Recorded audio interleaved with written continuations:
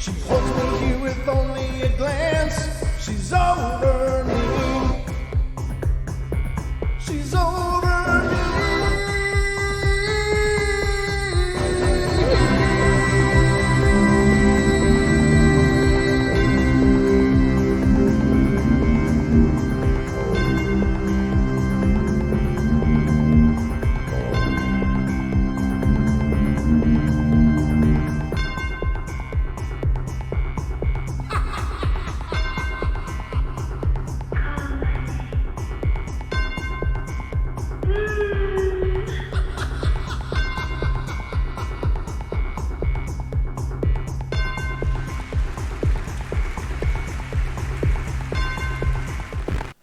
Hello, ladies and gentlemen, boys and girls of all ages. Welcome to the Paranormal Portal.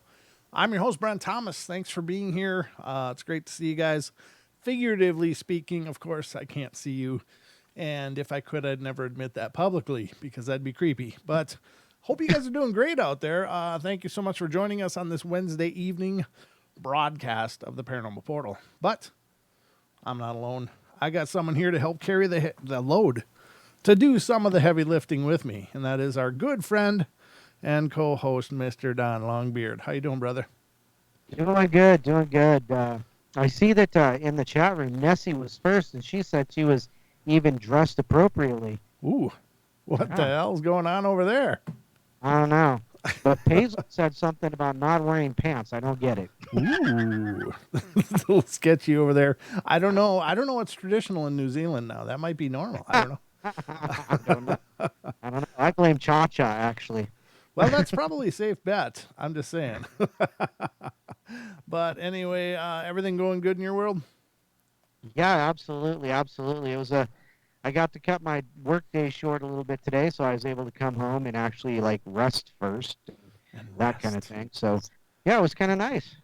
Well, good. I didn't know the beard needed a rest. Oh, I thought it created its own kinetic energy as you moved. Yeah, might explain my neck issue. Oh, that could be. I don't know.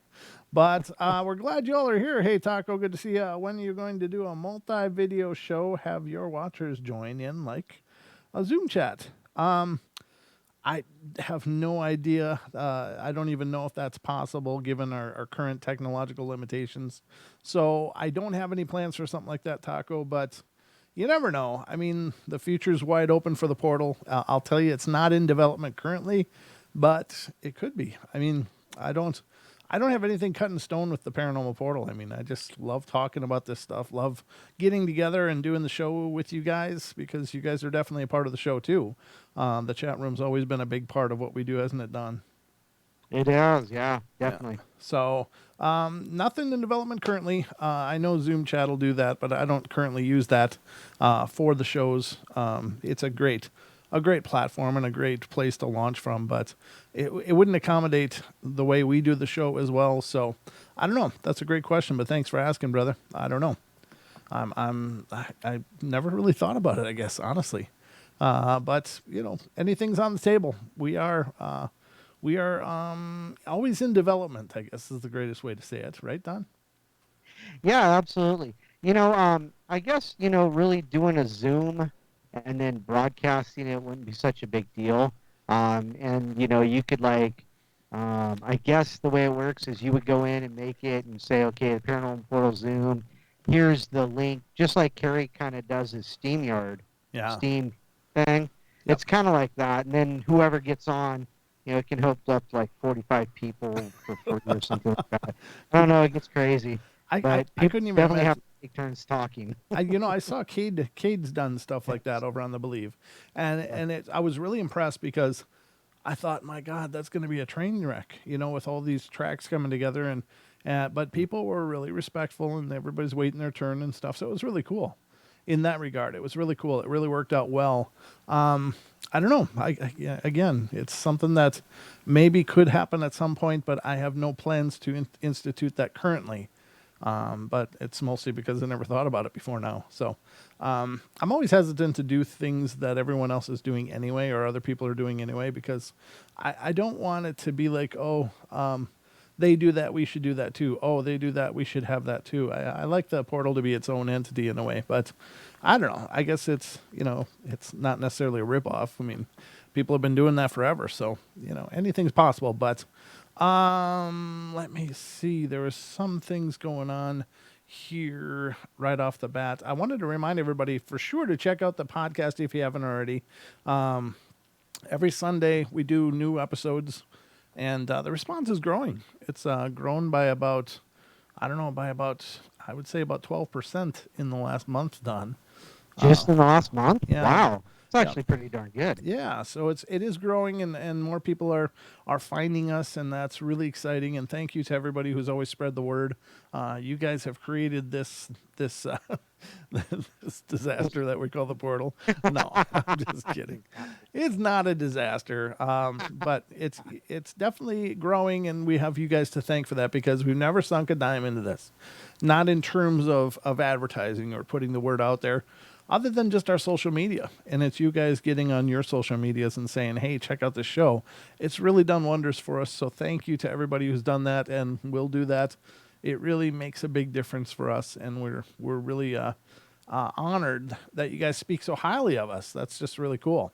But we got a whole truckload of paranormal stuff tonight to get through. Don, have you seen the comet yet? No. I haven't Comet. I've been so busy I didn't know there was a comet. What comet? We even talked about it when we were up at Coloma. We were talking about that. When I was sleeping on my feet. Right, gotcha. Well, yeah, there's a lack of sleep up there, that's for sure. I do remember somebody mentioning it. I have not seen it yet, though. I've seen pictures, but I haven't actively looked at it, no.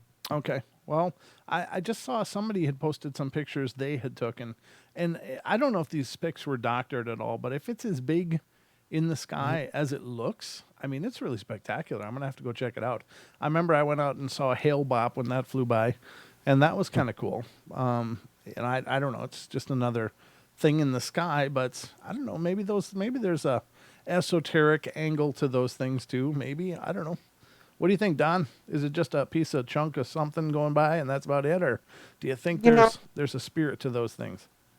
There's, when it comes to Hellbop, of course, Heaven's Gate was all about, oh yeah, there's aliens behind it and they're coming to free us and they're coming to pick us up. Yeah, we're having rapture, because of aliens. And then, of course, we know what happened with that. But, I mean, it's a fun idea. We know that it really didn't happen at that point. Is it possibly something like that? It would be cool. But there's absolutely no way to tell unless they came down and landed. And I would think that'd be kind of cool. Esoterically, I don't know. There's so many different ideas about what they pretend, what they, not pretend, what they mean and, what they could be. I mean, I just don't know. It would be really cool, I think, if something, wonderful kicked off because of this thing that only happens like once every 6,000 years or something. That'd be cool. But, yeah. It's all perspective. I mean, it would be really cool, but we'd have to wait and see. We'll have to wait and see, ladies and gentlemen. That's a good point. Yeah, I mean, there's no way to know. I don't know. I think oftentimes, when we hear, oh, there's a distinct energies moving into phase, and because of this, and this, I'm always encouraged by that kind of stuff, but I'm usually disappointed because then that stuff happens and it's like, well, that was just like last Tuesday.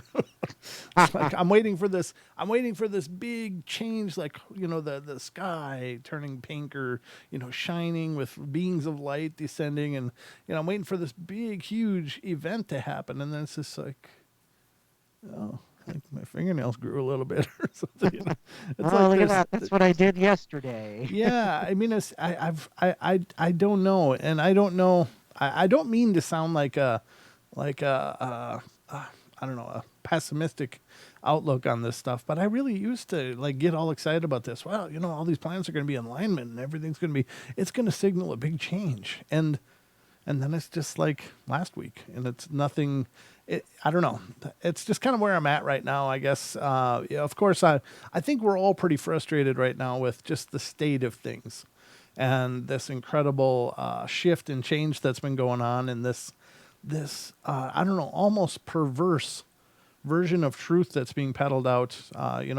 And it's not only one version of the truth. It's like truth has just become this perversion, meant to elicit emotional response. And I kind of wrote something about it on my Facebook page, and got a lot of wonderful responses. But it's just all of this supercharged angst and anger and stuff that I'm seeing, and it's so, I don't know, it's almost offensive, but it hurts. It like emotionally hurts me. I'm like, God, people are so angry right now, and that concerns me. So I don't know. I always look at these events with hopeful optimism, but I'm not really expecting much. So maybe something cool will start happening now. But I do got to get out and see that comet. I think that would be cool. It looks spectacular. Again, I only saw it in somebody's pictures. They did like a couple shots. Actually, it was Betty that posted it, Don. It was Betty. Oh.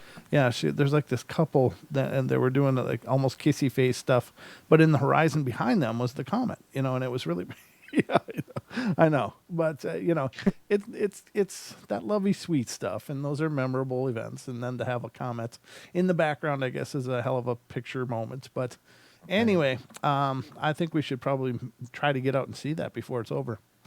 Yeah, I think that'd be real way cool. Just I wonder if we can get a selfie with it. I'm thinking we should. We can make another T-shirt. Don's ride just showed up. Hey, don't leave me now. I don't even remember. I'm sorry. Call it Uber. Yeah, yeah. It's your cosmic Uber, right there, brother. Oh, did you message me? Oh, you messaged me a long time ago. Derp. I still got tabs. I got a tab mess over here, but I was gonna talk about that just a little bit, but that was it. I was just curious if you'd seen it. This is kind of interesting, Don. Are you familiar with Gundam, the whole Gundam thing out of Japan? The whole K-pop thing, the Gundam style stuff. I only know the song. No, that's Gundam style. That's not Gundam. Gundam is like the Japanese robots anime stuff where they're these huge battle bots and stuff that come up. Well, here's an article that I found, and it's a 60-foot Japanese Gundam robot takes its first steps. So, ladies and gentlemen, we could be doing battle in Voltron pretty quick or something here, but it says engineers in Japan have been working to bring this life-size robot replica to life in spectacular fashion. Sometimes referred to as a Star Wars of Japan, to the Star Wars of Japan. Hold on. Gundam is one of the 15 highest grossing media franchises ever. Now, in honor of its success, engineers at the Gundam factory in Yokohama are nearing completion of a gargantuan 60-foot replica Gundam that not only looks impressive, but actually moves as well. Once completed, it will serve as a major tourist attraction for the city.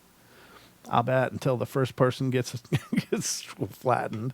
But at Gundam Factory Yokohama, which will be established at Yamashita Pier, in addition to allowing visitors to see the life-sized 18-meter tall Gundam move, we all will be able to share with them and let them experience the development process up until the point when it's ready to move, the official website reads. Recent video, which can be viewed below, shows the giant robot in action as creators test out some of its functionality, including moving one of its legs and making it bow down. As things stand, however, the behemoth has yet to be given a head. Okay, well, well, we've seen people function without those for a long time. We call those politicians. Yeah, exactly. Just go to Washington. It's full of them. All right, so let's take a look at this video because I find this very interesting. I think. Now, you ever seen the movie Pacific Rim, Don? Oh yeah. I actually saw it in 3D. Oh, cool. Was that cool, by the way? It actually was, yeah. Yeah, that'd be kind of hype. I have not seen much in 3D, except my life, which sometimes I would rather that was 2D a lot of times. But let's check this out. This video, I might have to silence it here. because I don't want another copyright strike. But there's the video, ladies and gentlemen, of this giant Gundam in its I don't know, what do you call that, a brace or something. There it is. It's kind of leaning forward. Well, you can see the way that forklift is moving. That things are happening pretty slow here. Yeah, that's kind of cool though. Huh? What do you think, Don? Would you get into a giant robot like that and start running around? I don't know. I don't know, because I like want all the training, because like in Pacific Rim, the movie, Yeah. there was all that training they had to do, and I'm like, oh my God. Ooh. And then kind of mind melded too, because there was Yeah. two pilots. Right. Because I would imagine that takes a lot of processing power to get things moving. That's cool. But it'd be kind of cool, walking around in a big old, Shogun warrior, It is that they got that leg cooking out there. That's pretty cool. I hope you guys don't mind watching this, but I think this kind of stuff is really bizarre, but cool. I mean, I think it's the the visionaries of our generation are fiction, science fiction. I mean, you think of like Star Trek, for instance. I mean, God, that's like iPads and cell phones, now. But those were ideas back in the 50s of what life might look like in the future. And my God, they were kind of close. Did they say who is building this and who's funding it? Yeah, did you not notice me reading a bunch of stuff before this, Don? I did. I'm trying to catch up with the video that I'm watching. Yeah, that was where I talked about that stuff. Oh my gosh. Yeah, so you ever want to know the background on a video that we show on the show, just pay attention to my droning before that, and you probably have a better understanding of what's going on. Oh my God. Yeah, so that's it. I guess it just raises its leg and does this little bow stuff. So it's not doing a whole lot yet, but maybe it will. But it's still headless though. It's still got to get the main part put on. That's probably true. Maybe that's a real balance point. But Right. there you have it, ladies and gentlemen. That is apparently a Gundam, life-size Gundam. I don't know if they were bigger than 60 feet or not in the anime. That's one that I never really watched, so I'm not really familiar with it. But 60 feet's plenty big for anything we've made to start walking around. I guess we're kind of getting to that point, though, aren't we, with the processing power and all that stuff that maybe making those things a reality is not so far out of reach. Right. But I think that's pretty cool. I think that's really true, because as we have these technological leaps, and as we figure out where they're actually coming from, and able to break them down and where'd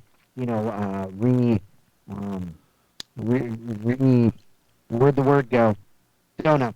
Anyhow, but it's a cool idea. I mean, it's cool what we can do and what we see in the future. In 10 years, maybe there'll be a couple of those walking around, and Yeah. Maybe we'll be battling these huge creatures that come out of a rift in the ocean floor. You never know. Just saying. well, we've talked about inner Earth before. That's so true. Who knows? Who knows what the hell's down there, but maybe we'll need Gundams. So maybe they're right on course. Maybe they know something we don't. That's the scary version of all this, of course. Here's a sad one. I don't think I want to read this one. It says civilization on track for irreversible collapse. I think we'll skip that one, Don. What do you think? Sounds good. Sounds good. Okay. There was some stuff. What? Mystery seeds sent to random U.S. households? What the hell is this? This is weird. Oh yeah. What do you mean? Yeah. Oh yeah, you know this? People are. I guess China is like mislabeling like wish orders of seeds. They're calling it like products like jewelry or something like that, and they're sending seeds out across the world. Oh, that's I guess like, huh? That's a little scary. Yeah, and nobody knows what these seeds do. Well, let's see what it says here. It says authorities in 3 states are investigating why people have been receiving mystery seed packets from China. According to reports, the seeds, which arrive in small packages with no indication of why they were sent or what type of seeds they contain, have been showing up in mailboxes in Washington, Utah, and Virginia. With the And only. Idaho. Huh?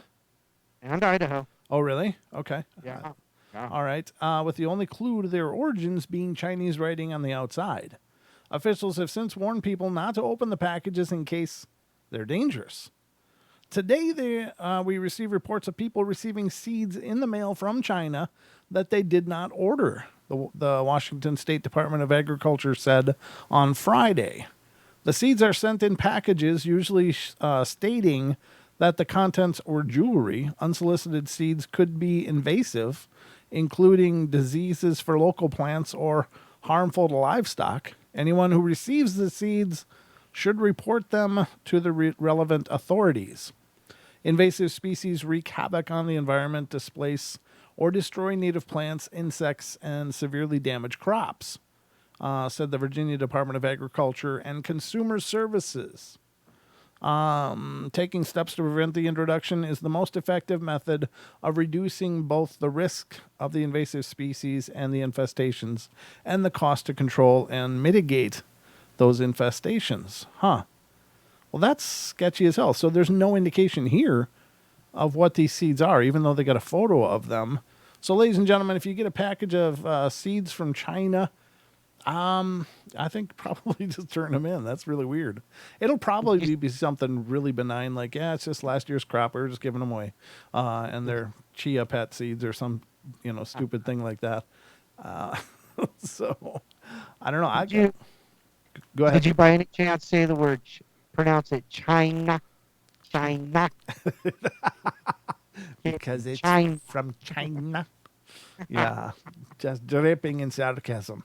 No, I didn't, as a matter of fact. But this is what they're saying. Public asked to report receipt of any unsolicited packages of seeds. Learn more at vdaxvirginia.gov press releases. So, wowza, that's sketchy stuff, ladies and gentlemen. Do not plant seeds that you don't know what they are. Yeah, it'll probably be some controlled substance or something getting people thrown in prison. Something dumb like that. But that's too bad. That's bothersome for sure. There was some emails that I wanted to go through that I got, and they were just they weren't actual emails per se, but what they are is this person Heather is a listener, and she oftentimes sends me links and articles and stuff. It's been really cool, but she found some stuff about some cattle mutilations. From September, what? Oh, she says on September 25th, you covered a story about 5 cattle deaths in eastern Oregon. The story suggests the possibility of poisoning, but no testing could be done outside of the 24-hour window from the time of death. But she sent us some articles here that I want to go over to see what they're saying. And this is dated January 29th of this year. And it's investigators perplexed by death, mutilation of another Oregon cow. Huh, that's too bad. This is coming from what? The BlueMountainEagle.com. I'm not sure where they're headquartered, but I would imagine Oregon. But let's see. It says authorities are investigating the mysterious death and mutilation of a cow on a remote ranch in the border between Oregon's Lake and Doucette counties. The range cow, a breeding animal worth about $850, was found dead and mutilated. Her genitals, udder, tongue, and heart were cut out. There you go, Don. There's the genital thing. Again, last fall at Bar DR Land and Cattle, a property in Hampton owned by ranchers Clancy and Stephen Roth. The cause of death is unknown. Lake County Sheriff's Office Deputy Tom Rourke launched the investigation September 18th, 2019. The Bureau of Land Management is also on the case. 4 months later, Rourke said he still has no leads. Well, that's troubling. So somebody came in and carved up this animal. Well, presumably somebody, but carved up this animal and still they have no idea. It's creepy. It gives me chills, said Rancher Clancy Roth. There's no evidence of who did it or how they killed her. It's so sad. This isn't the first time the Roths have had their cattle maimed. About 20 years ago, Roth said her father-in-law and her husband Stephen found multiple cattle mutilated in the same way with the same body parts removed. That is so weird. I wonder what's with those body parts, though. I mean, it's not random, obviously. They want those parts. Whoever's doing this wants those specific parts, but why? And the Roths aren't alone. In August 2019, a similar incident involved 5 bulls had occurred at Sylvie's Valley Ranch in eastern Oregon. According to FBI records, thousands of killings and mutilations of cattle have happened across the U.S. since the 1970s. The animals typically are found with the same body parts missing. Kenyon Morehouse, the Roth's ranch hand, found the cow dead when he visited the pasture to fill the water tanks, as he did every morning. Deputy Rourke said it's hard to discern how the cow died. By the time he arrived on site that morning, after getting a call, which he said was a good hour-and-a-half trip from the sheriff's office, it was past the 24-hour window during which a necropsy could have been performed on the body. There were no bullets, no strangulation marks, no recent lightning storms, no rope burns on the trees, no tire tracks, no shoe prints, and no spilled blood. See, that's the weird part. No spilled blood. How do you cut open a cow and not spill any blood? How do you kill the cow without spilling blood? I mean, it could be a blunt force trauma to the head, but you would think they would know that then. Like, oh, hey, the skull's crushed back here. That might be how. So it's not like I just came up with that and they never occurred to them.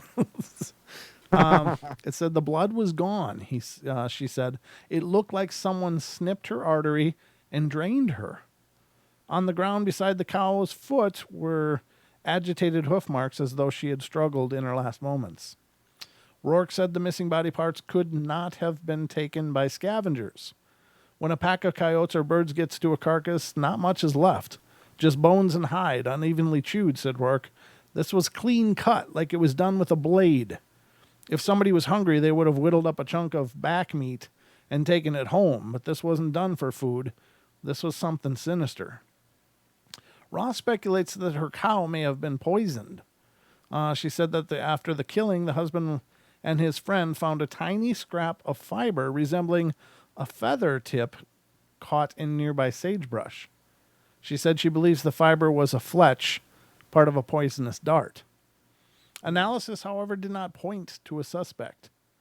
But why, Roth said she wonders who would do such a thing.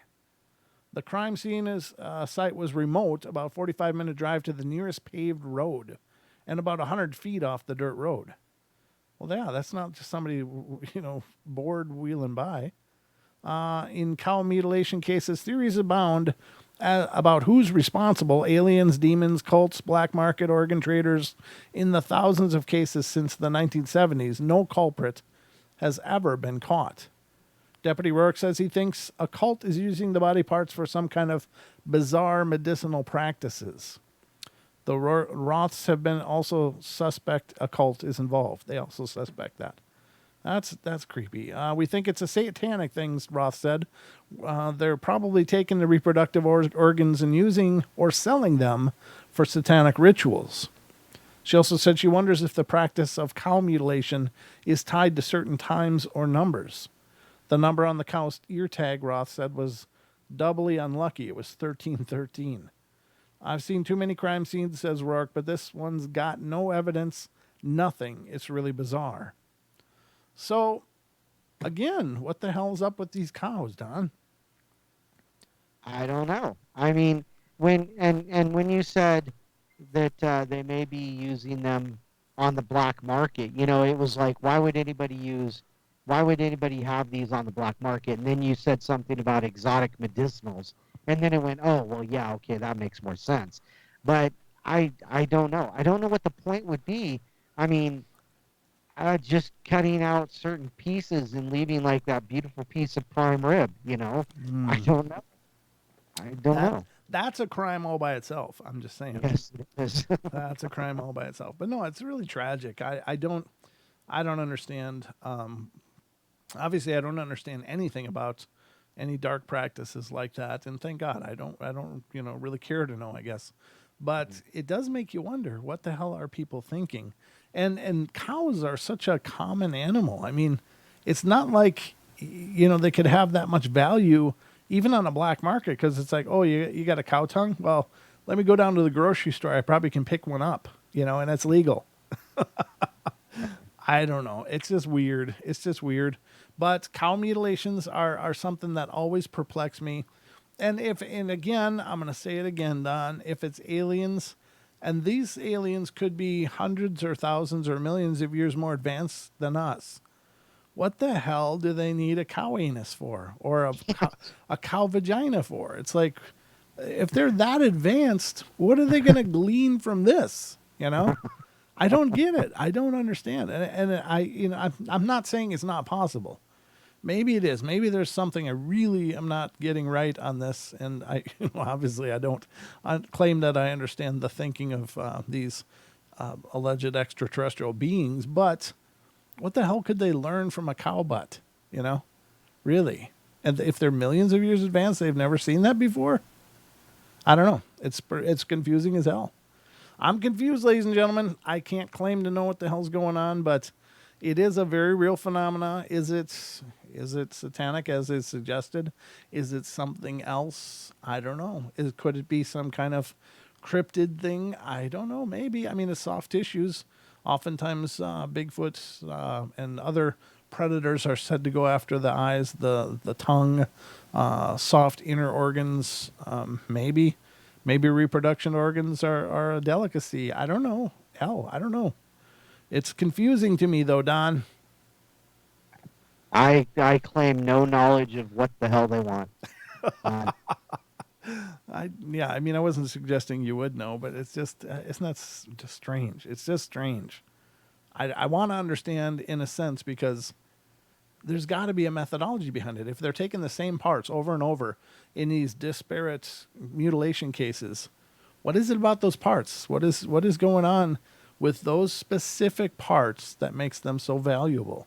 That's all they take. And like you said, to leave that prime rib behind, to leave those prime steak cuts laying out in the pasture to rot, And if they are bringing it down with a poison, I suppose that might screw the whole prime rib thing anyway. But if they can't even find it on a toxicology report after 24 hours, then does that mean the meat is clear from those toxins? I don't know. I'm wondering. Well, actually, if they use some kind of poison on it, it would affect the liver, it would affect the bladder, it would affect Everything. the whole, digestive system. So Right. none of it would be any good. Right, So, exactly. But do you think they could test then for that and go, well, this is exactly what brought it down. We found these toxins in the tissues, and what we found was blah, whatever the hell that might be. But they're not apparently not able to do that. And why is the blood gone? Where's that going? I don't know. More questions, obviously, than answers. I didn't really think that by cracking that open I was going to have a new answer, but I find it very interesting. It's very, very strange stuff. Now, she sent another one, too. Let me get to this one. Oh, this is Clancy Roth again, too. Same. Weinberg got really sick after he touched the dead cow. This is a little clip of it here. She said, one other detail was strange. Weiberg got really sick after he touched the dead cow. He was throwing up, said Clancy Roth. We don't know if he got a flu bug or ate something, but he went out there and looked at that cow, touched her, and then that night he wasn't fine. Clancy Roth says that Wilberg is the only person from the ranch who got sick and the only one who touched the cow. So this is another article based upon that same mutilation, but I clicked the link and the page is not found, unfortunately. So apparently that link expired. So unfortunately we can't dig into that, but again, that's pretty scary stuff for sure. Especially if the guy that found it touched it and then he got sick. Yeah. That's got to be some horrible toxin at that point. There's got to be something there. Yeah. I mean, there just has to be. I mean, is it an alien plague that disappears after 24 hours after ravaging a body, that can't be tested for in either body? I mean, It makes no sense. Yeah, I don't have any answers either, but that's a different twist on it though. I'd not heard of that second take before, but apparently the article's gone, so we can't get it anyway. Right. Heather, if you're reading or if you're listening to this and you find that another copy of that article, please forward it. I'd love to share that on the show too. It's kind of nice when the listeners send in stuff. This makes my job so much easier. I like it, Don. Don? Yes, Oh, it okay. helps when we have. It helps when people like how they're sending these stories and things that we can cover. And that's like the other day I covered something that Miss Julia Blacktree sent to us. So it's always great to have this interaction and people helping us. With the information that they find interesting. Right. It's always a pleasure. Now, Bomber in the chat says maybe they've laid alien eggs in the cow's butt, and they're just reclaiming them before they hatch. Oh my That's God. I mean, as bizarre as that sounds, I don't know. Maybe it, it's all on the table, isn't it, Don?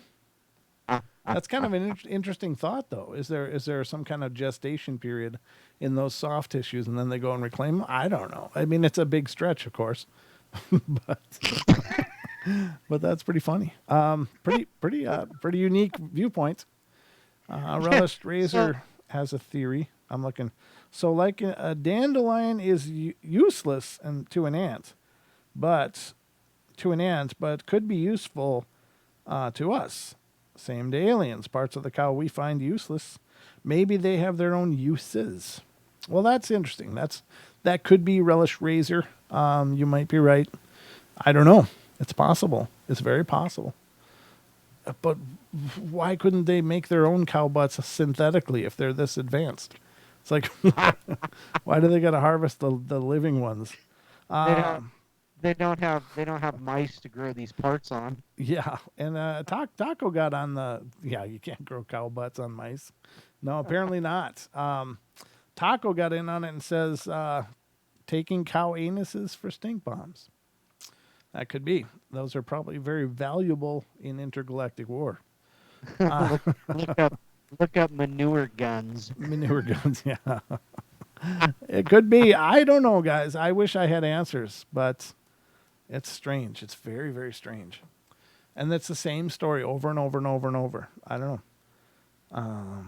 So Ken says he says I found kangaroos and wallabies mutilated with guts torn out, but was some creature. Yeah, and that would be common for a predatory kind of kill, is that they Right. would take it down and they would just yank off parts and probably move somewhere safer to eat.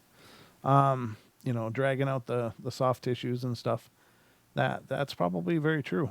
And that's what you would expect. But I don't know, because our cows are genuine and therefore higher quality. Yeah, Oh, you can keep you can keep following that if you want. Um, that's probably where I'm going to leave it.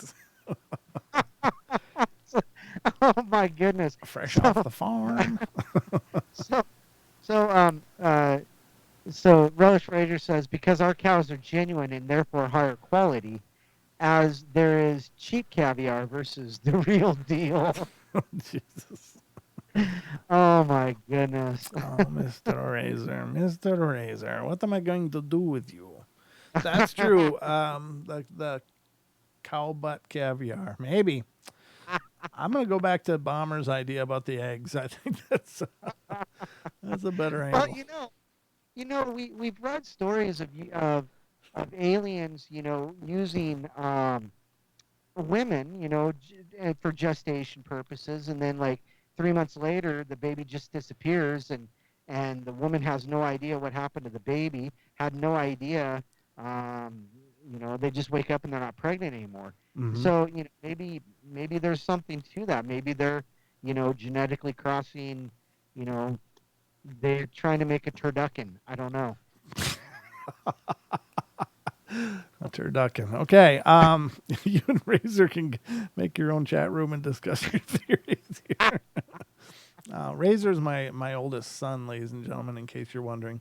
He is my oldest offspring, and he always makes me proud. Love you, my boy. Oh, but yeah, I mean, anything's possible. Anything's possible.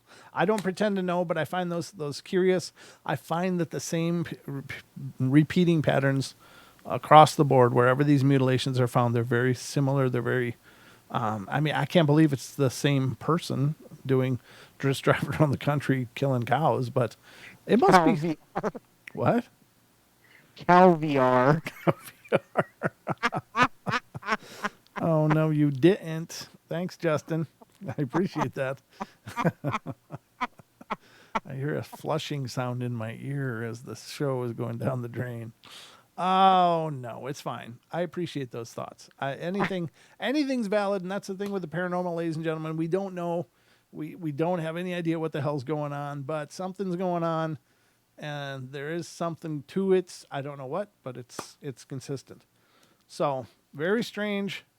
But if you ever, maybe that's the way you lure UFOs, Don, is you just get yourself a platter of cow butts and it's like duck decoys, you know. I got fresh cow O-ring right here. Cow O-ring.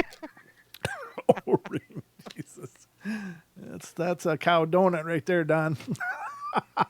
Yeah. Oh my God. Yeah. See, it doesn't take long. Doesn't take long. Yeah, that's true. Somebody just posted the farm posted the call-in number, and that's right. That is the way to call in. 720-923-0500 is the number. And it's on your screen above my head, up somewhere up here. So under the words Paranormal Portal on your YouTube screen. So you can call in if you want to venture a guess as to why the cow butts, why the tongue, why the soft tissues. I don't know. Reproductive organs. Just like Mom used to make. All right, so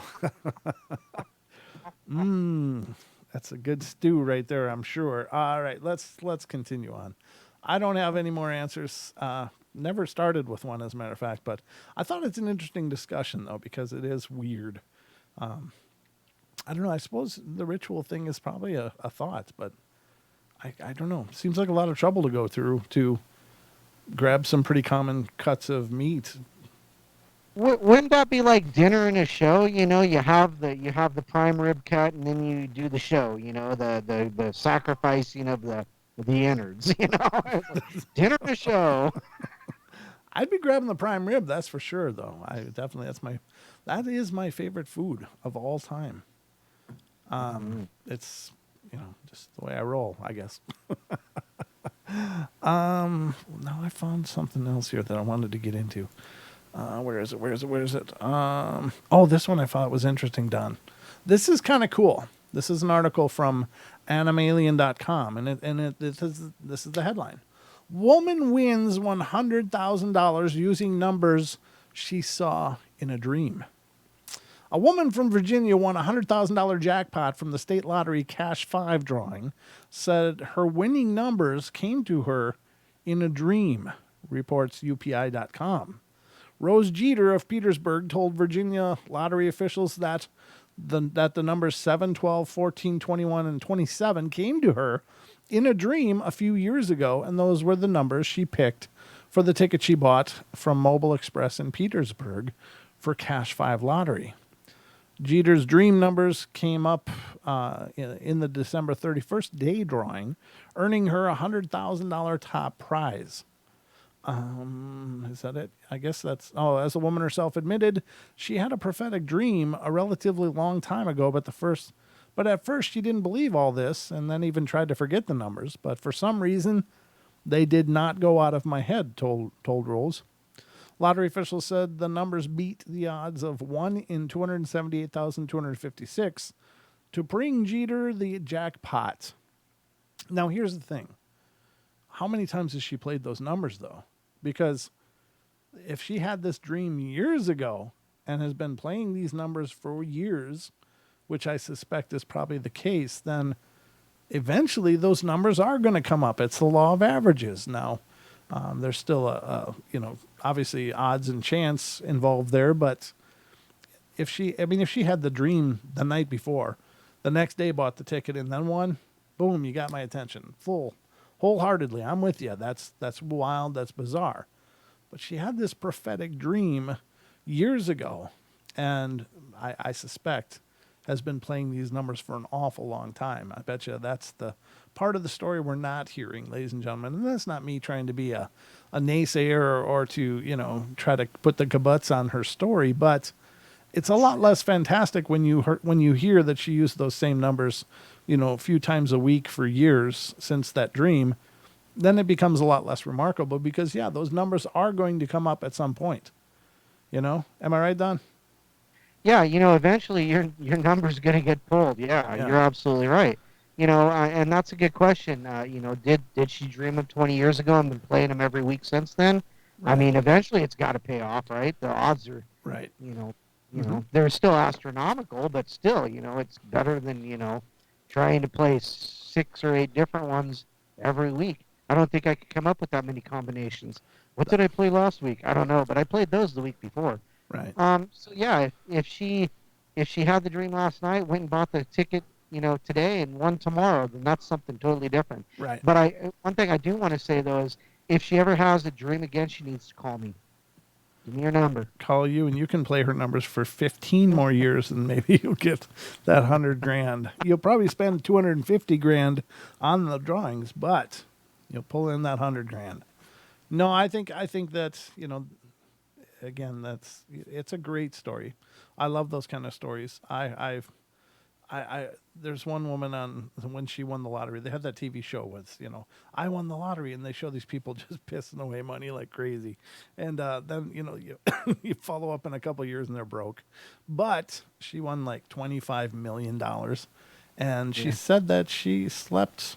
She put her winning numbers under her pillow, and then kept playing them, and they came up and it was a significant amount, obviously. But cool story. Is it possible? I don't know. I don't know how that works because is there?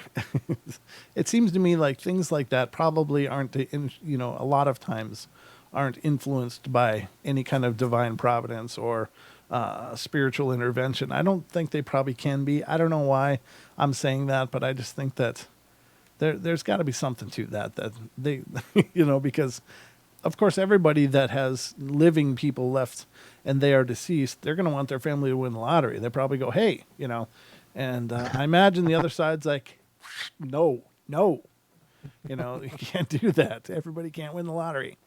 So I'm just thinking, These numbers have been passed down for generations. You must play these numbers and these yeah. numbers only. Now, here's the thing with playing the same numbers, though, is that is an actual technique that people use.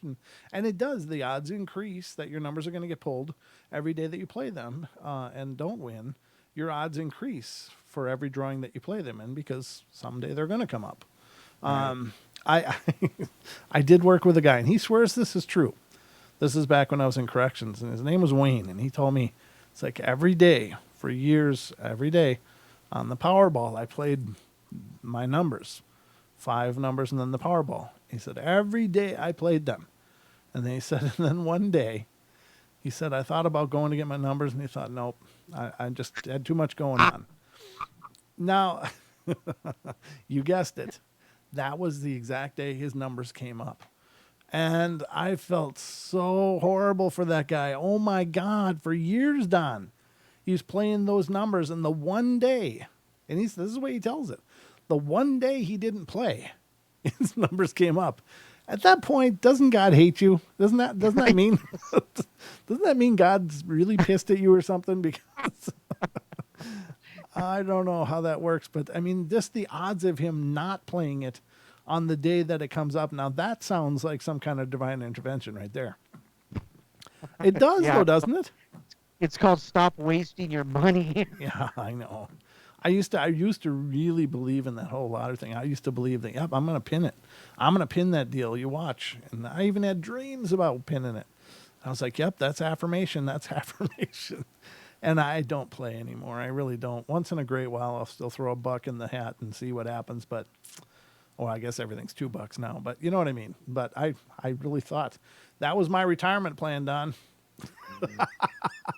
That's that. You know what? My retirement plan, I've always said, is a piece of a piece of land, a hole in the ground, and a firearm of some type. Yeah. That's my, so if I hit the lotto, that's just gravy. Yeah. Yeah. Exactly. Yep. So Ian says the longer you play your numbers, the better the odds of hitting becomes, according to the laws of probability. Amen, brother. But he says the paradox lies in the fact that every individual trial still has the same astronomical odds. This is the gambler's fallacy we were talking about. You're right. That's a good point. I mean, you certainly can't bank on the fact that every day you don't win, your odds are getting better that you're gonna, because when you're looking at, hundreds of millions to one, or tens or twenties of millions or whatever to one, as the odds are usually on the Powerball, it's like, yeah, you're probably more lucky to dig up. You'd be probably more prone to dig up pirate gold than you are to hit the lottery. Really. So that's a good point. It's the gambler's paradox. I like that. Well said, Ian. I appreciate that, brother. So, yeah, I appreciate you guys' input. Learn to surf the variance. That's almost too intelligent for me to read. I don't know if I'm Learn to qualified to read those words. Tone it down there, buddy. What are you trying to do? All right. Let's continue on and see what else we can dig up. But I thought that's cool. I mean, it's a cool story. But again, I think there's a lot to that story we're not getting. Now, this one Yeah. I thought was really cool. I don't know if this is an actual picture or not. Let me open the article. I came across this a little bit earlier when I was combing for things to go through. Yes, it is. This is really bizarre. Good God. Okay. And I don't know. This could be some kind of hoaxery, but I'm going to put it on your face, Don, because that's the best place for the news. And this one is a cool story. This again is coming from animalien.com. In Brazil, a chicken lays egg with numbers and symbols depicted on the shell. And there's a better picture below, ladies and gentlemen, so just hold on. It says, in the Quixada region in Brazil is known for its many UFO sightings and abduction cases. And now something mysterious has happened again, reports UFO sightings hotspot.blogspot.com. A chicken laid an egg in December 2019 with numbers and symbols depicted on the shell. Farmer Raimundo Alucinio, the animal's owner, speaks of an egg that has numbers and letters as if it was registered by the chicken. The news has gone... Oh, you know what? It's not even on screen. Derp. There you go. The news has gone viral, and many of the region's residents wonder what that might mean. I don't know how to explain it. This egg is a real mystery, says Raimundo Alucinio. It's not yet known how the strange inscriptions appeared on the egg. Many tried to decipher the numbers and symbols and believe it points to aliens and the connection to extraterrestrial beings that frequent the region. That is really bizarre, though. If that's real, that's strange. Some claim the egg may depict an apocalyptic date. There's a video. This one looks more official, though. I don't think I want to use this one because the picture's right here. You can certainly check out the video. I will copy the link and give you guys this in the chat. And you can check it out at your leisure. You can check it out now if you want, I guess. But just come back. Promise me you'll come back. I can't lose you. There's the link, ladies and gentlemen, for the actual video that's depicted in this article. Definitely check it out. It looks interesting. I have not seen the video, so if you do check it out and there's something I should know, please let us know. Don will be watching the chat, and maybe we'll find out more. The feed's actually finally catching up, yeah. Okay. But yeah, I think that's really cool. This does look strange, but it also just screams probable hoax to me. What's your thoughts, Don? Maybe it's the next set of lotto numbers. You got to eat the egg first. No, thank you. Yeah, raw. Now, you know what I mean, though? Because I don't know how or if this works that way, but I mean, could just somebody with a pocket laser cause weird things to appear on eggshells or something? Just some really strong light. Could that create just these oddities like this? I don't know. Something's screaming hoax at me right now. I just don't buy it. And it's kind of the orgy of evidence. It's like, why is an alien going to imprint a code on an egg of all Right. things? It's like, why? What is the purpose there? So I think this is probably somebody's attempt to get some kind of, hey, I've got the golden egg, so to speak. And who just said that? Titan said it in chat. I just looked down as I was saying that, and it says the golden egg. Great minds, lad. Great minds. But You know, that's and that's true. I mean, about the whole, we don't know. I mean, this egg has obviously been washed. So, oh, has it? because Okay. any real farmer knows you don't really wash your eggs until you're ready to use them.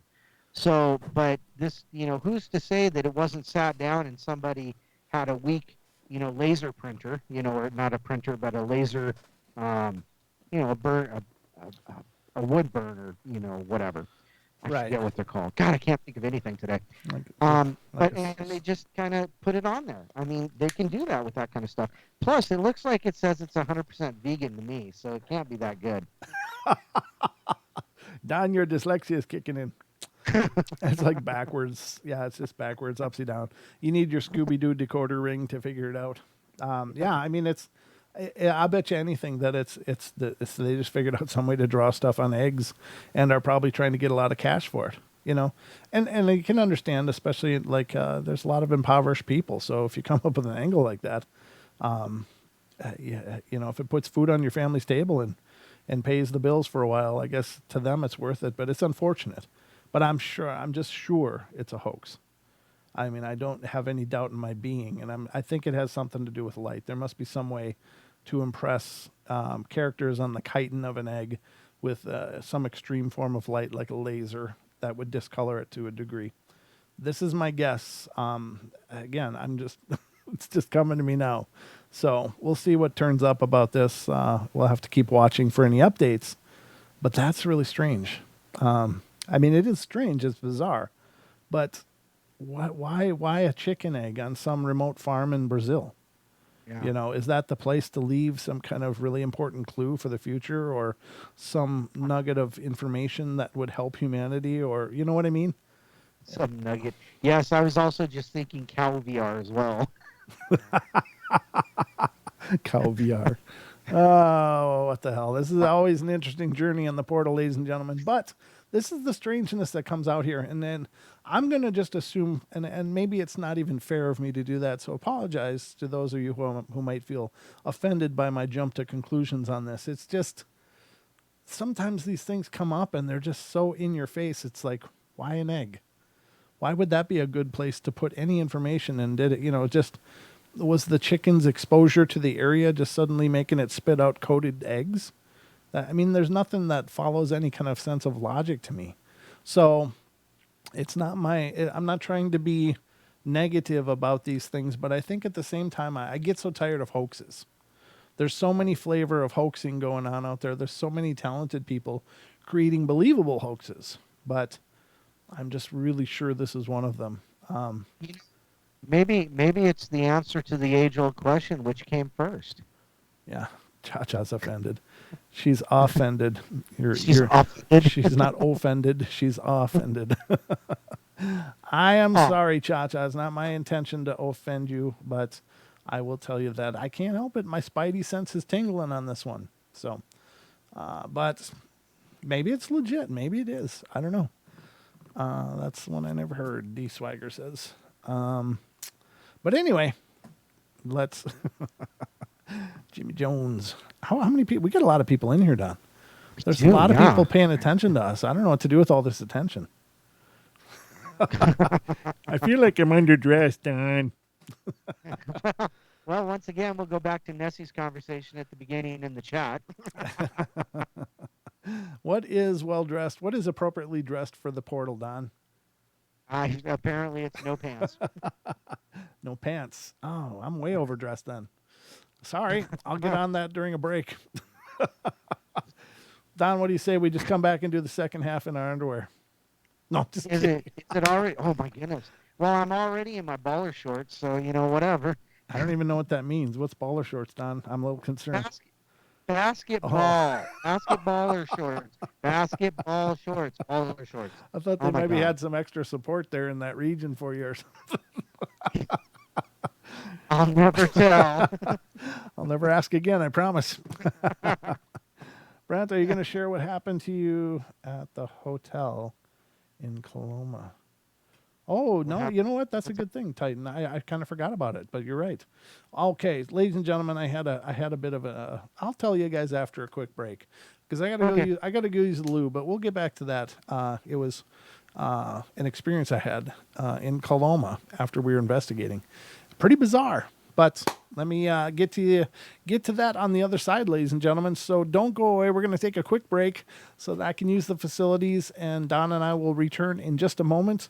But I'm going to leave you with some musical stylings of my very own. Hope you enjoy it, and we'll be right back. Maybe I'll play this one. I haven't played this one too much. It's been just sitting here collecting dust, Don. But let's play it. Okay. We'll be right back. Tranquility Base here. The Eagle has landed.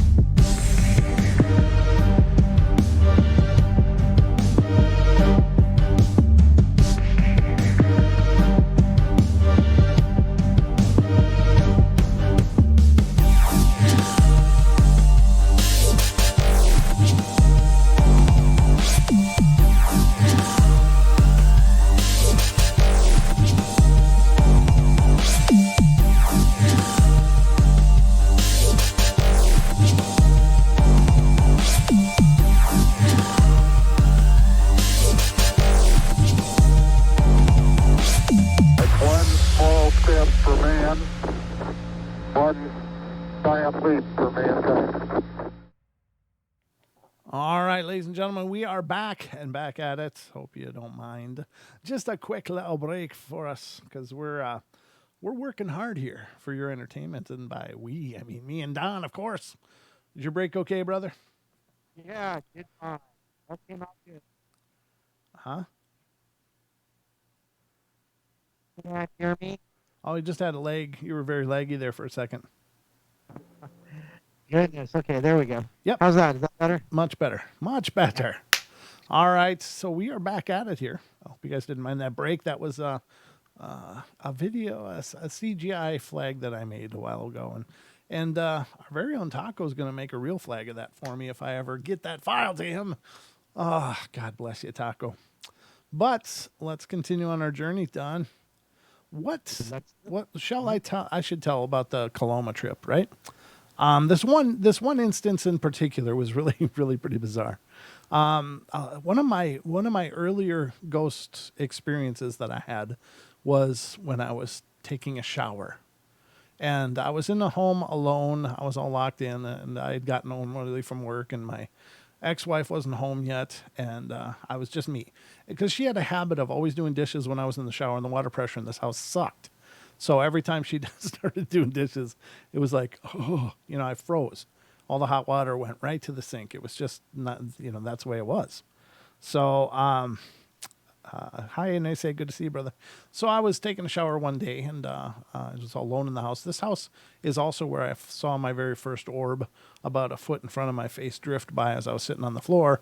Heard lots of disembodied footsteps in this house. It was just very strange. Brand new house, no history to it at all. Maybe there was history to the land, though, but that's another story. But I was in the shower and got all soaped up, and suddenly, boom, the water went cold. And I was like, no, she must have come home. And so I was quick, hurrying up to lather off, wash off in the cold water. I got done, shut off the water, and I heard water running.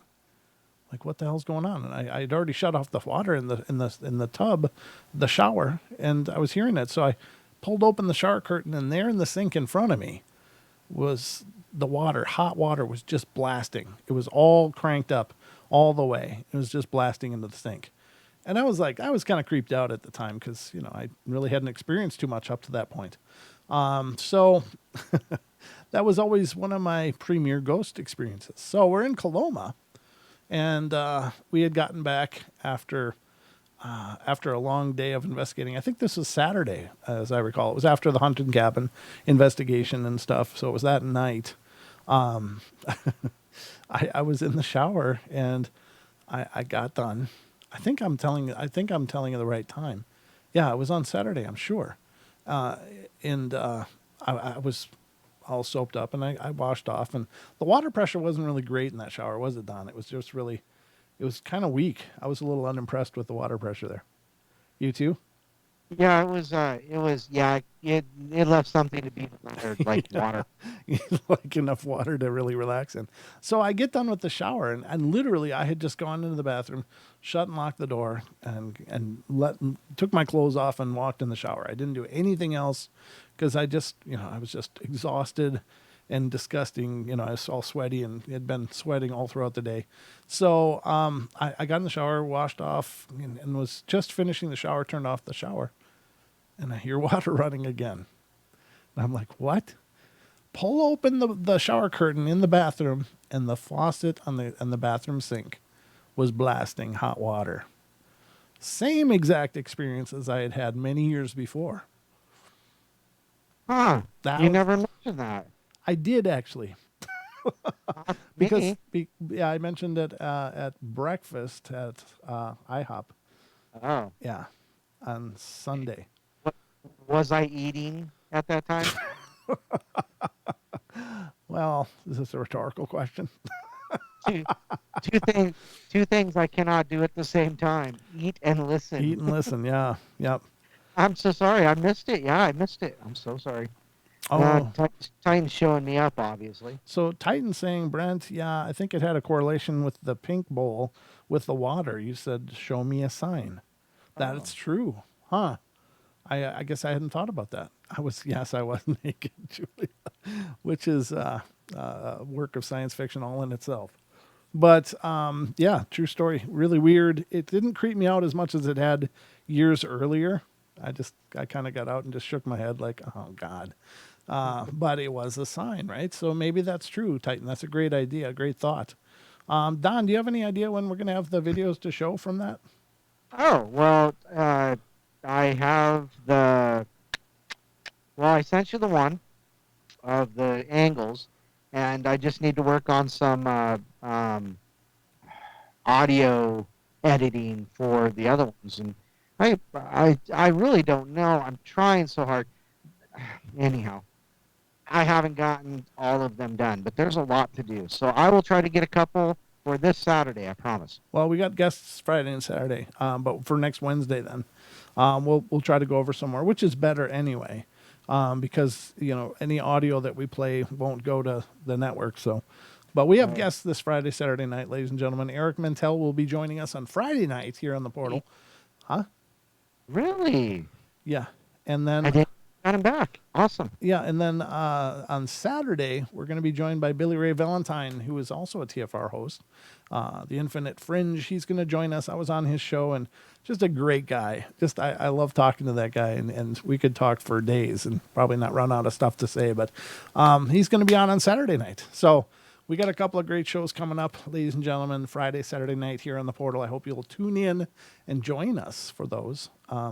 Eric Mintel is a paranormal investigator as well, so he'll be joining us, and we'll be going through his stories and evidence and all that on Friday night here on the show. Should be a blast. But yeah, that was my ghost story from Coloma, back in the hotel, which is bizarre. It was just like, hey, you weren't supposed to follow me. I said no following. when we left the hunting shack, I was like, nobody follow us. You are not allowed.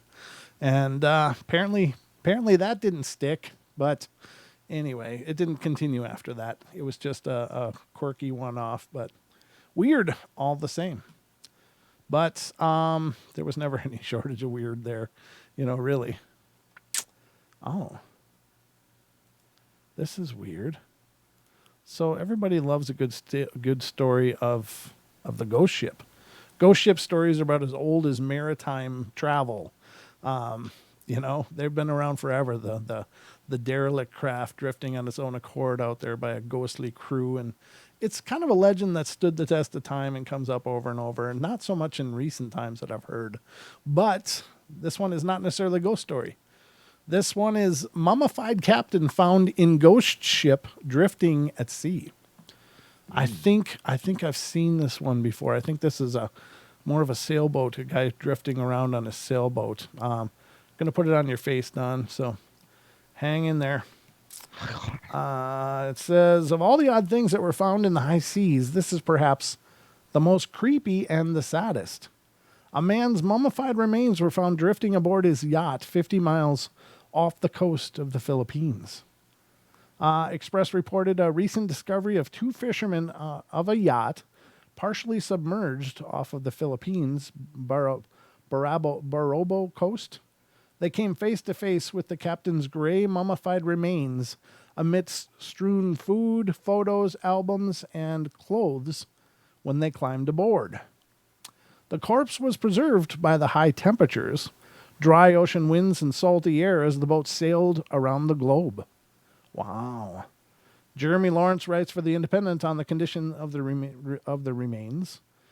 Pictures show a man with the silver hair and beard, his head leaning towards his crooked arm, which is resting on the table, as if he were studying a chart. Seated in the cabin, it was protected from scavenging seabirds, and the high temperature, low humidity, and the salty sea air appear to have combined to produce ideal conditions for preservation of the corpse. That's so sad. Wow. So it looks like he heart attacked or stroked out there, huh? Natural mummification such as Bajorat's is rare. It requires extreme conditions of cold, salinity, acidity, or aridity. The Independent article also reports that the last message received from Bajorat was in 2015, although he has not been seen since 2009. Wow. So he's been out there a long, long time. When was this article? This is from, April 10th, 2019.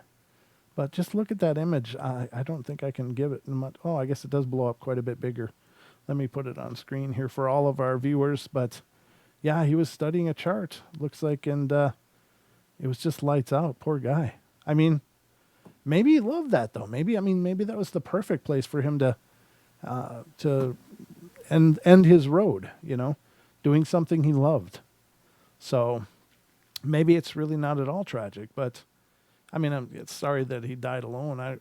Obviously he still had food left, so it wasn't like he was running out of stuff. I would say it must have been a stroke or a heart attack that took him out. Unplanned, of course. What the hell? Oh yeah, I got to click back. And then there's this image as well, which shows, I assume this is the researcher. Or is this the guy when he was alive? Maybe it was. Yeah, maybe this is him, and this is the last image of him, huh? I'm gonna say I think so. Yeah. Wow. Well, I guess if you got to go, doing something you love is a pretty good way to go, unless he was out in duress or whatever. But yeah, that's pretty wild, huh? That's kind of a creepy story, but it's not really a ghost story. It's not even really paranormal, but it's certainly not normal, right? It's sure right where stuff like the paranormal stories sure start, Yeah. because it didn't say anything about what's happened with the boat since then or the ship since then. Right. You know, has anybody investigated it? For maybe some um, uh, you know stone tape, um, um, Some doing type of activity, sure. Well, yeah. I mean, I don't know that. I don't know that anything would be done with the boat. Probably they would just destroy it, wouldn't they? Well, just like, planting bodies, making bodies into trees and then planting them in forest. Yeah. This is how you start a haunted ghost story, a haunted ship story. This Huh? is how you get a ghost ship. Yeah, that's true. Thank you for your great. Oh, thank you, Julia, for posting that stuff. I just saw it was linked in something there. I had to check and see what it was, but Oh, hey, hey, what? by the way, shout out to the unknown. Thank you for the donation. We certainly appreciate that. Oh, that's not showing up here for me. Uh, Oh, thank you well, so much, though. Okay, yeah. Oh, there it is. Sure enough.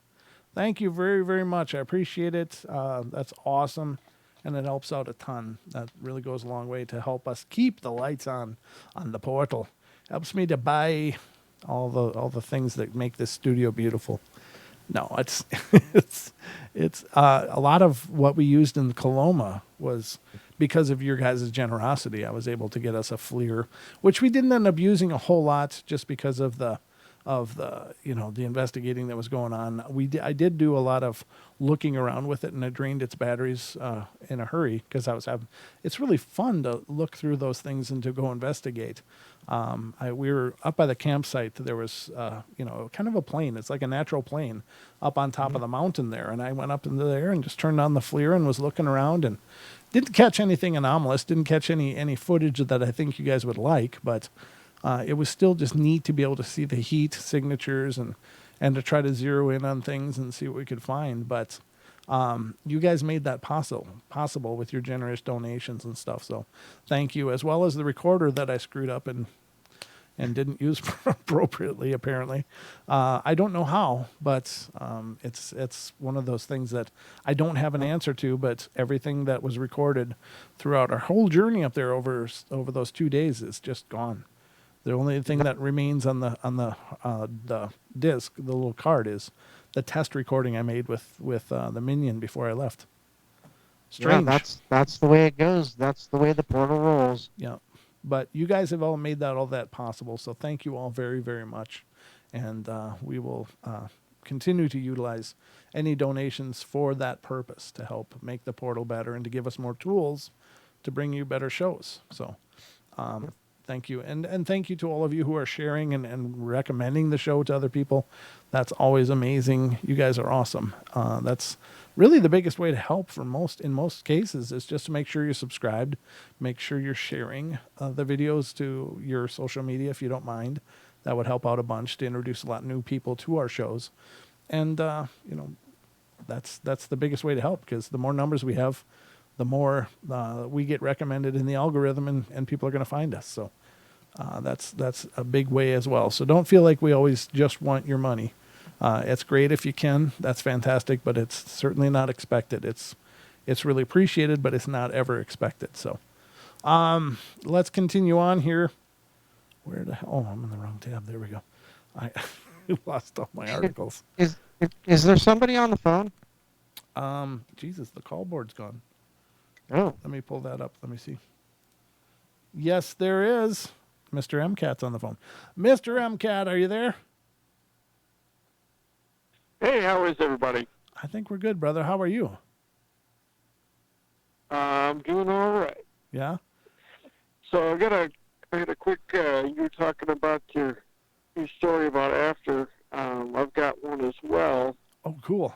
So we left on Monday, and we had stopped. We took a different route this time. We went through South Dakota, Mm-hmm. went through the Badlands, and so we're stopped on a break, and we're getting back in the car, and she's saying, "I think we got somebody following us."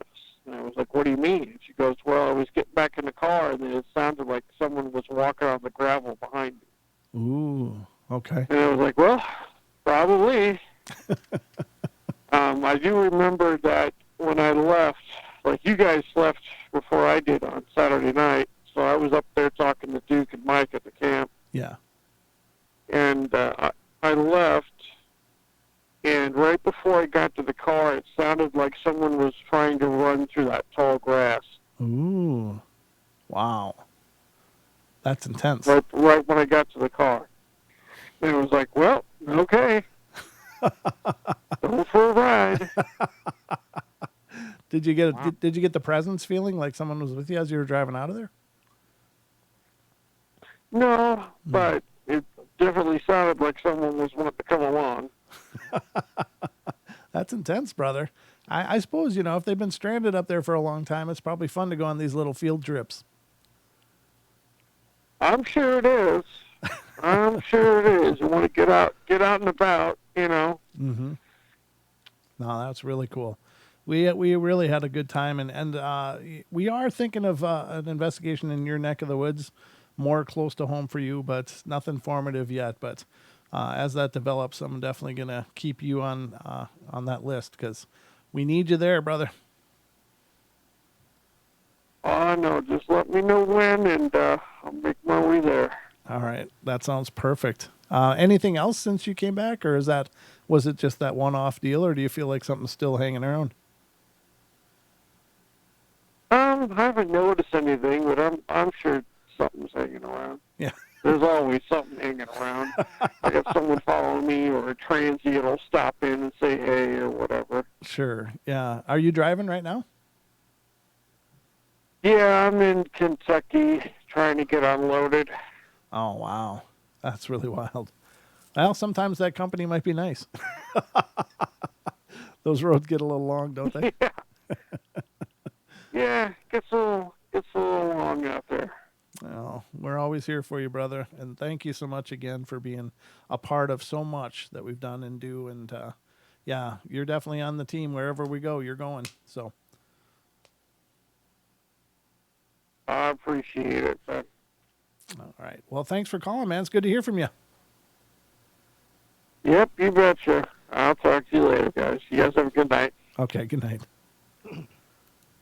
It's our very own MCAT, ladies and gentlemen. He was there in Coloma with us.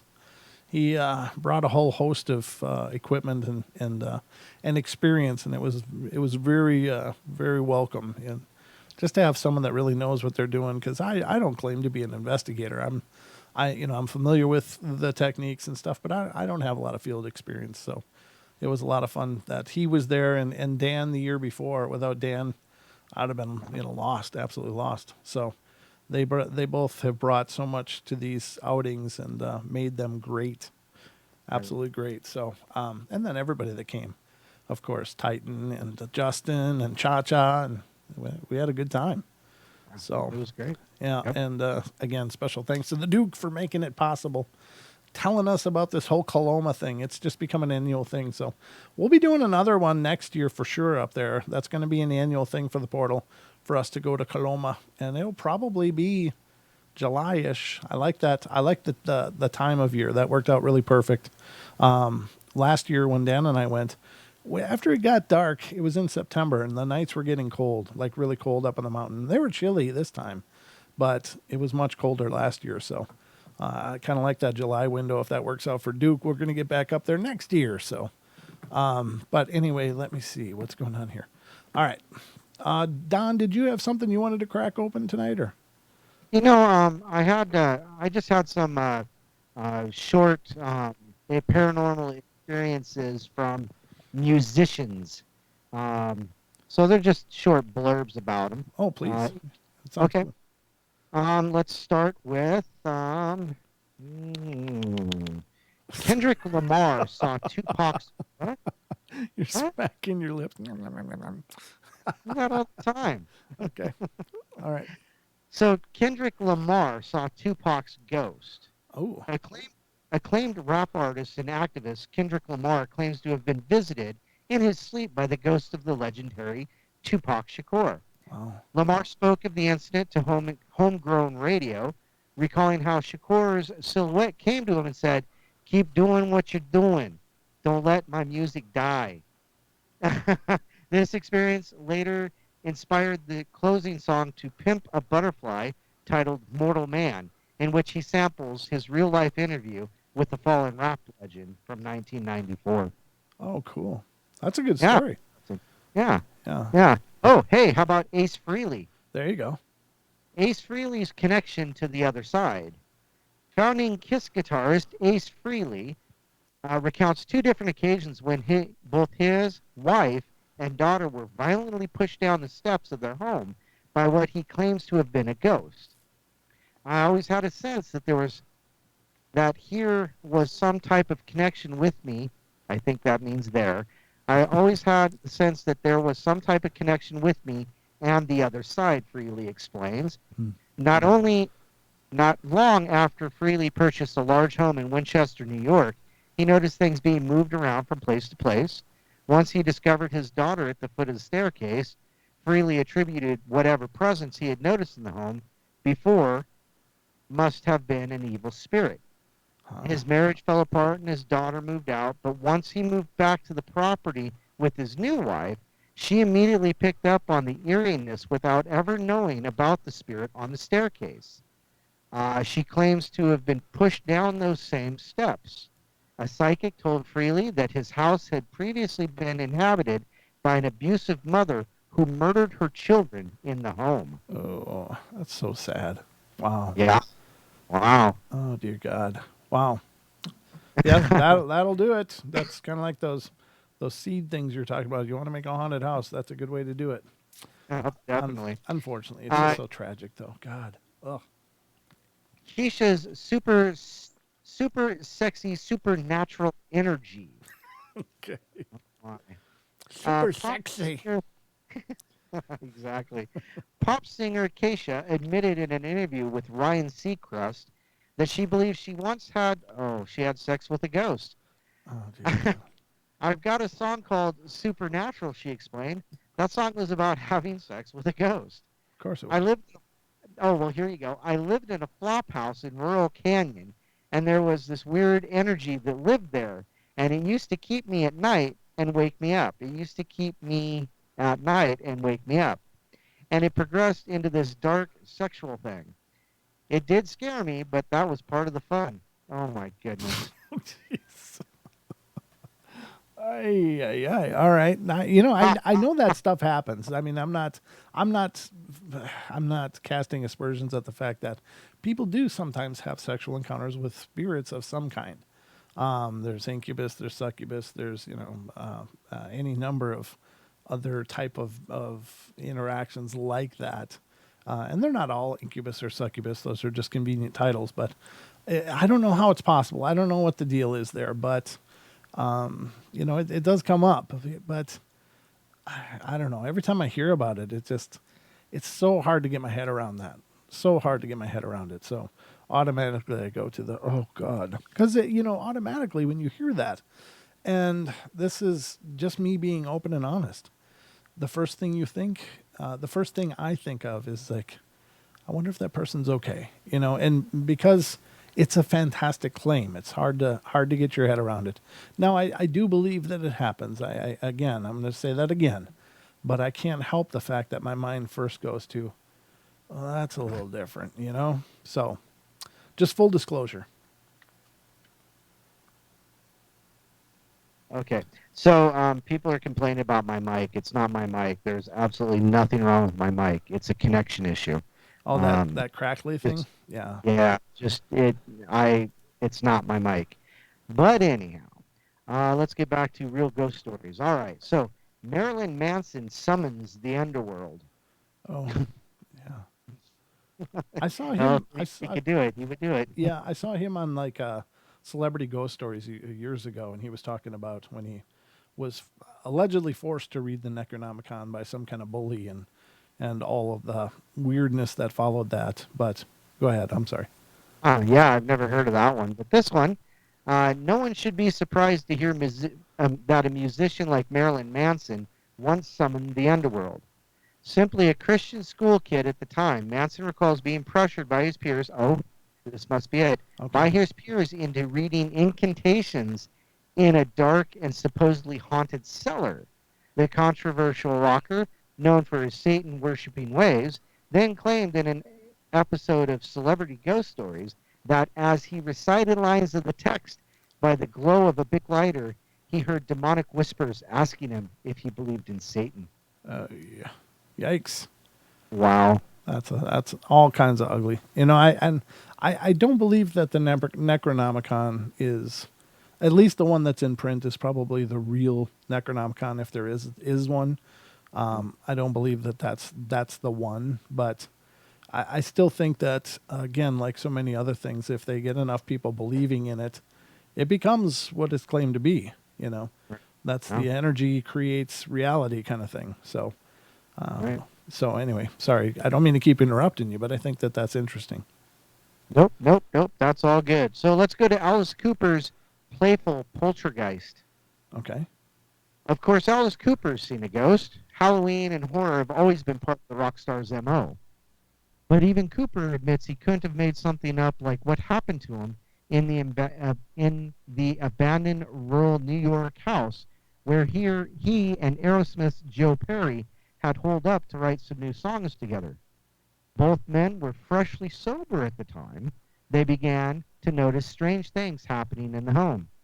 It felt prankish, Cooper recalled during his appearance on Celebrity Ghost Story, like a playful poltergeist. He remembers hearing what sounded like furniture being dragged through the basement. Once he went to investigate, he claims to have felt the pressure of a hand on his back. Turned out the house was said to be haunted by a little boy who previously lived there before drowning in a lake. Oh, wow. Yeah, Yeah, that'll stir it up. yeah. That's one way to start one. Yep. We gotta do a book, How to Start Your Own Haunting. Yeah. No. 101 ways to haunt your own self and anybody else. Um, Sherry Curry's Ouija board obsession. Never ask the spirits. Never ask the spirits in because they will come, warns Sherry Curry. In her episode of Celebrity Ghost Stories, the singer and trailblazing frontwoman of the legendary punk outfit The Runaways explains how she came to regret a preteen obsession with the Ouija board that sent her into fits of rage when anyone tried to take it away. I wanted to reach to the other side, but I wish I hadn't. She remembers once, while asking the board about boys and future kisses, that it moved on its own. Oh, you're pretty, it spelled out, claiming to be a man. Curry claims to have spent hours sitting alone in her room, communicating with the board, feeling herself transition from happy young girl to someone dark and brooding with a dangerous obsession. Curry attributes her rage-filled, abusive behavior towards her family to being consumed by whatever spirits came out of the board. That is wild. Well, we know the Ouija board is full of danger. Yep. And it really doesn't talk about the way she treated the board. Did she open? And most kids, especially, you know, I don't think they even had a clue as to what to really do with it. So we've talked about that before too. So blah blah blah. Yeah. No, I hear you. I think So. that I think maybe we'll stop having you read just because of that crackling. Is it really bad? No, Yeah. not really. But it's like someone talking through a pillow, not trying to be mean, mate, only trying to help. Jimmy Jones is saying that in the chat, and of course we don't want to make the listening experience bad. Do you want to send me that link for that through Facebook? Sure. Yeah, because the next one's about Adele. Oh, that'd be good. Yeah, I haven't heard one of Adele before. Some of these, All I right. used to watch Celebrity Ghost Stories all the time, so I'm familiar with Mhm. a lot of these that were covered then. I was just trying to EQ you to see if I could bring that crackling down, but that didn't work. That did not work. Okay. So let me get this. All right, let me pull this open and I'll get to the Adele part and we'll continue. Oh, it's right on there. It's like it was queued up perfectly. Oh, is this each page has one kind of thing? No. Oh, Nope. okay. It just happened to go straight to the right one, I guess. Wow, that's cool. Okay, so this is Adele's Haunted Mansion. God, if that's her house, that's amazing. I know, huh? Oof, man, it pays to sing well. I'll have to try that someday. Singing well. Once multi-platinum pop star Adele moved into a beautiful new $6 million home in 2012, she began to hear strange noises. That gave her the creeps. The singer's lavish 25-acre West Sussex property had previously been a convent, fit with its very own chapel, and apparently Adele was so spooked by the sounds she'd heard that she upped her security to around-the-clock surveillance and tacked on 2 additional groundsmen to protect her from whatever spirits may have been lurking around. God, that's a nice house. That's I mean this I love old houses like this. I'm not a big fan of new architecture, but these old houses. I'm just going to put it up on screen so everybody can see it. That's just lovely. Look at that. That's Adele in front of her probably her summer cabin. I don't know how much money Adele has, but she's got that. That's pretty outstandingly awesome. Look at all those fireplaces even. My God. Oof. Pays to be a good singer. All right, so that's Adele. Let's see where we're going next. Aaron Carter's grandma apparates. Aaron Carter. Okay. This is Aaron Carter, triple platinum recording artist and younger brother of Blackstreet Boys' Nick Carter, never told his family about the promise he had made to his dying grandmother. Sorry, hold on. According to the singer's segment on Celebrity Ghost Stories, Carter's fun-loving grandma enjoyed pulling scary pranks on him as a kid.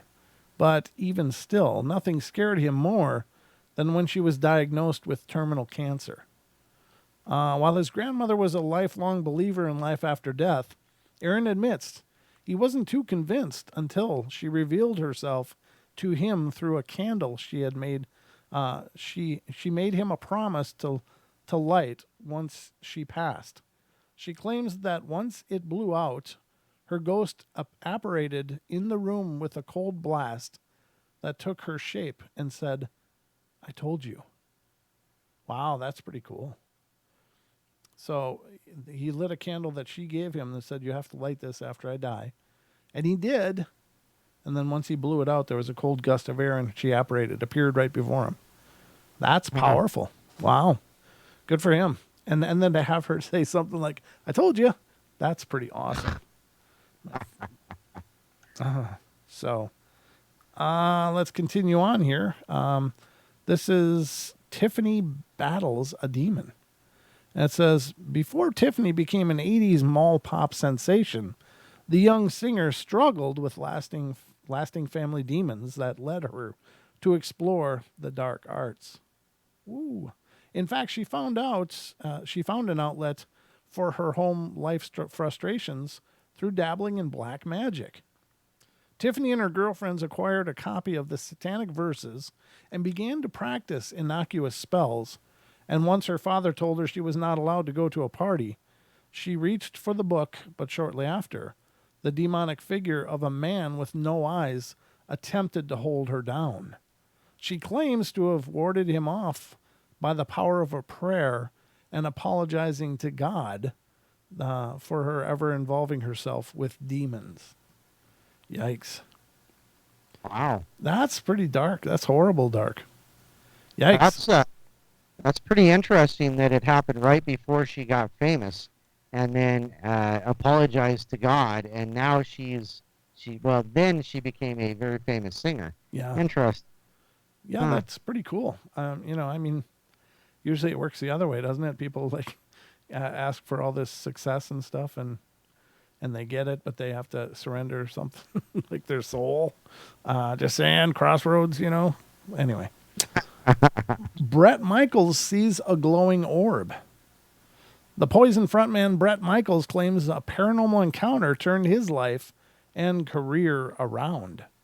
Down and out in the wake of his parents' divorce, the rebellious 17-year-old rocker found himself at odds with his creative spirit in a small town. Everything was caving in, he explained in a segment of Celebrity Ghost Stories.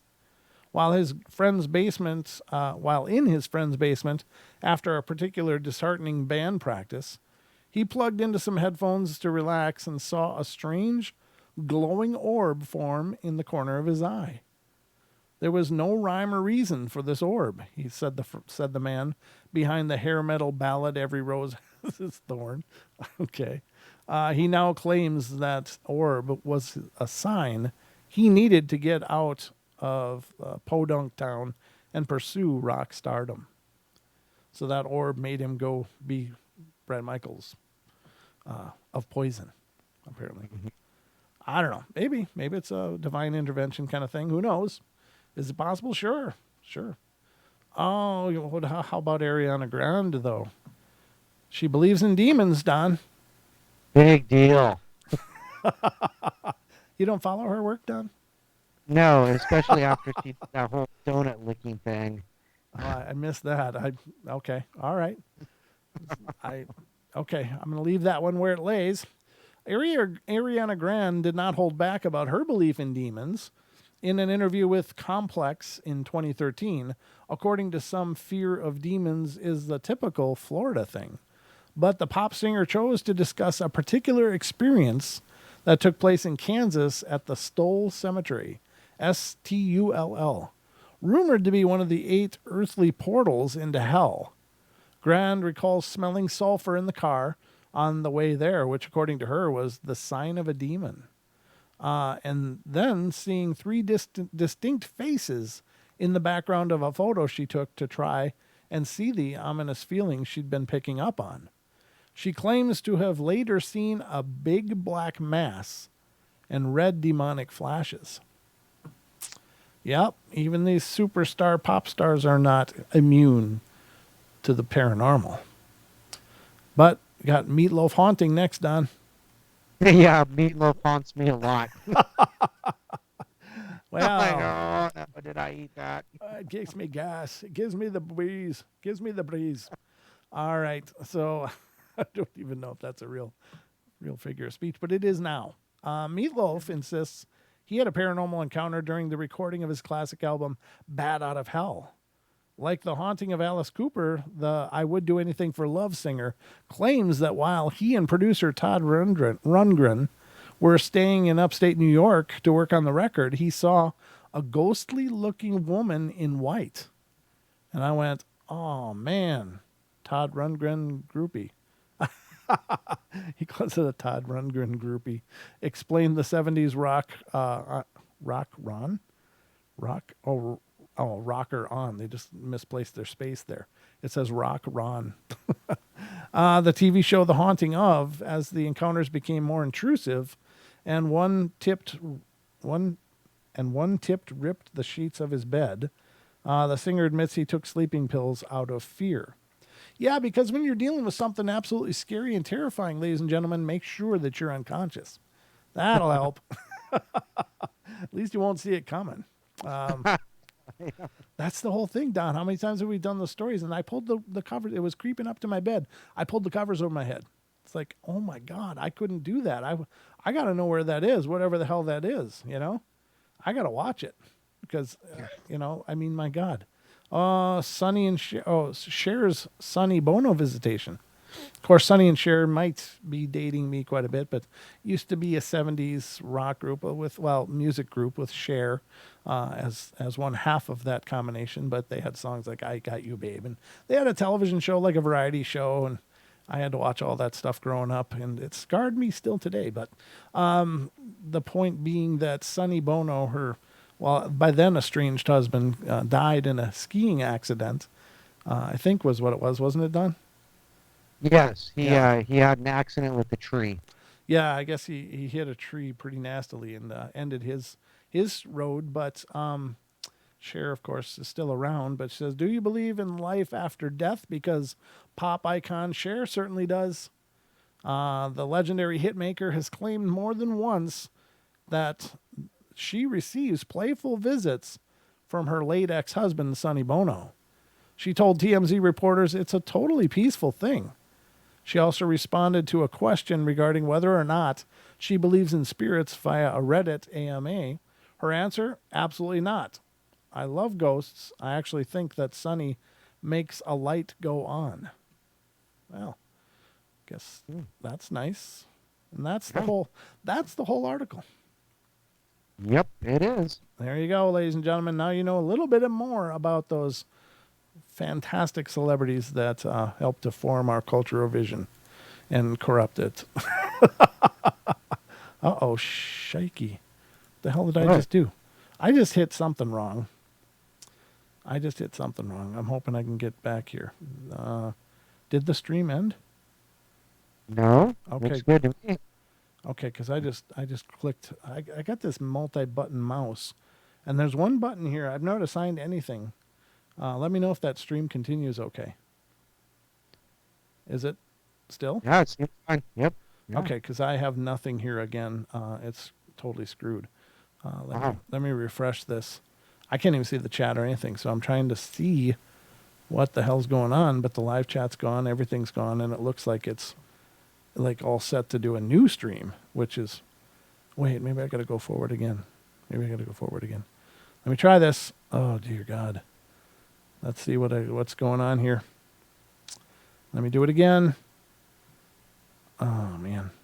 But there's this one button on here that I don't click it often. Okay, here we are. I'm back. Okay, I got everything again, thank God. But there's this one button that if I click it, it like takes me back pages, browsing pages. And I rarely click it, but when I do, it screws me up every time. But I've never assigned this button to do anything, so I'm confused. But anyway, I'm back. We're good, ladies and gentlemen. Scared me a bit there, but we're back. We got, what time is it? Oh my God, there's only 10 minutes left on. Almost done. Almost over. Thank you, Aussie. Aussie says, still going. Good. Yeah, it's, we got a little more to get through here, though. There's a little more. This one is one that I wanted to go over. I shouldn't laugh, but I gotta see this. This one's a weird one. I just noticed it now, so I'm gonna put it on the screen, Don. Again, Okay. You're going under. All right, there you go. All right, so it's a supermarket in Scotland. A ghost attacked a saleswoman. According to the British newspaper Daily Star, the poltergeist attack on the seller Elise happened recently in Tree Hill supermarket in the Scottish city of Irvine, I don't know how you pronounce that. But when arranging the goods, the store employee at one point wanted to lean her foot on a plastic box standing on the floor, but someone visibly pushes the box away and the girl falls. The incident was recorded by a surveillance camera installed in the supermarket. Skeptics, having watched this video, assure that Elise herself pushes the box aside with her foot, saying that there is a light touch. However, in this case, it's not very clear why the girl falls so naturally. Moreover, she receives injuries. Moreover, the employees of the supermarket claim that they really have a poltergeist in their store, and it even has a name. Its name, not Karen, it's Stacy. In principle, sorry, I had to throw in the Karen thing. In principle, the ghost is quite friendly, so it's not clear why he suddenly acted so cruelly with the girl. I guess Stacy's a guy, in this case. Elise herself is a bit overwhelmed by what happened. Daily Star reporters write, firstly, she assures that she did not touch the drawer with her foot. Secondly, the girl before that was actually talking playfully with the man in the store when she suddenly felt a chill on her neck and then a shiver ran through her back. And what happened is what happened. Here's some images. I think we should be able to play this. Now Elise cautiously walks around the hall, listening to her feelings and looking at possible dangers. So let's put this on full screen here and take a look at what happened here. So this is, again, it's muted, so we won't have any problems there. We've got to wait for it. Wait for it, ladies and gentlemen. This is the internet at work. It says, este es el momento en que la dependienta de un something. And I don't speak Spanish, but I assume that that's, I don't know what oh, there it comes. All right. And it's all in Spanish, so I have no idea what they're saying. There she is falling. That was kind of unremarkable. Let's see what's going on here. There we go. Yeah, she's laying there. Are they going to replay it? Nope, that's a lot of her just laying around there. Oh, okay, here it comes. Let's get this queued up for a better angle on this. Oh, yeah, dude. That thing totally moves. Let's go back. Nope, that's already moved there. Let's go back a little bit further. There's no way she touched that. Her foot was not on that when that thing slides away. Huh. Yeah, that's creepy. It's like it would have to have a fish line pull to move like that. I don't know how skeptics are saying that she somehow bumped that. Her foot is clearly inches away from that thing when it starts moving. Yeah, that would suck. Yeah. You Yeah, see, that's crazy. that is definitely not her doing a soft touch on that, as some skeptics would suggest. Oh, they had a close-up. Let's get the close-up next time. Here. But see, so even if she did though, it would have probably it only pulled it as far as her foot went. Right. So she had to have pushed it, and then when her foot stopped at that angle, Yeah. then but she didn't do that. This is clearly something moved it. Something else other than her Right. moved it. That's intense. There's no way in hell that woman kicked that thing. There's no No. way in hell. No, her That's- foot is several inches away from it when it starts moving. And it closes on it, but it's not there. Wow. That's pretty powerful, ladies and gentlemen. That's a good capture. I think that could very well be legitimate, or unless there's a prankster in the store, then there is a fish line pull on it, but I can't imagine someone would do that to their coworker. You know, that's a good way to get unemployed. Yeah, and she did take a fall, so she ate it pretty hard. Yeah. Yeah, that's pretty cool. Yeah, that is not her doing that with her foot at all. No way. Nope. I think they legitimately have a complaint there. Wow. I don't know what you guys thought of that, but I thought that was pretty darn intense. You know what? The unknown says it looks like it moves twice. Once as she steps, and then when she almost falls on it. Because I thought she had just like kicked it out of the way after she fell.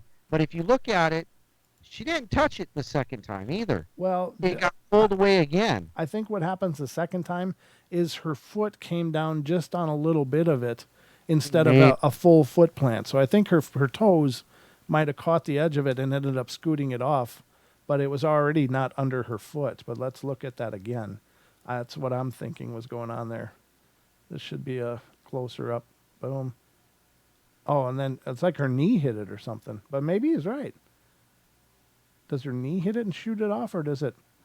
Well, that's what I thought too. I Oh. thought maybe when she fell on it, her knee hit it and it pushed it away. But when you look at the close up, it looks like it doesn't even touch her and it gets moved away again. Right.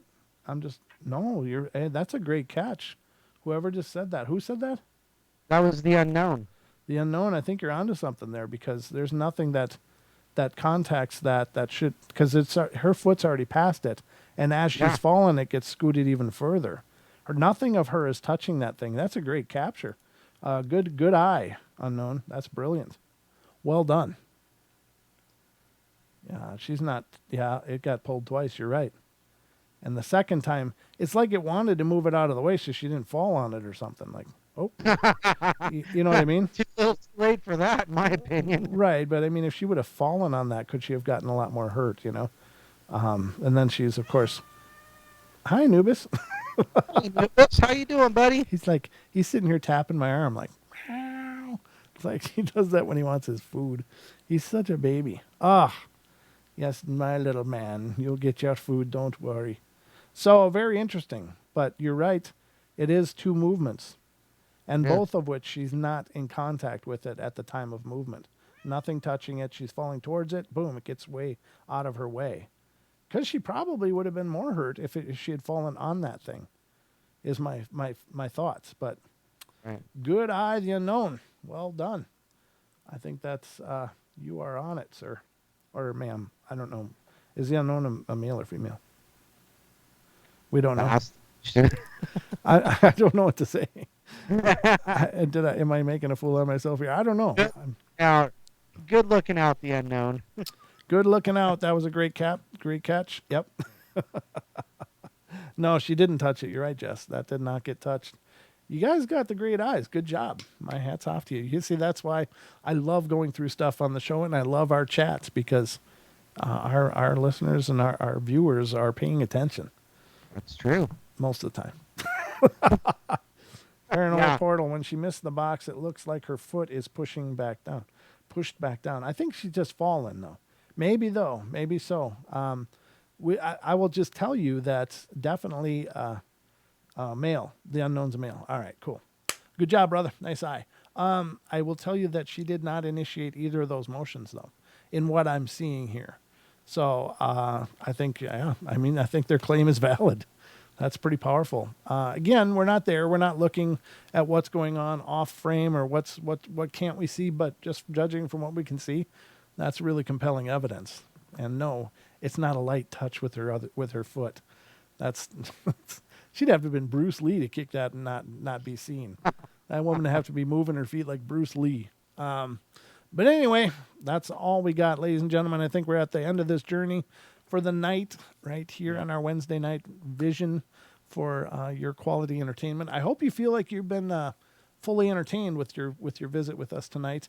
I'll be back tomorrow night with the Night Terrors, ladies and gentlemen. Don, you'll be joining me on Saturday, right?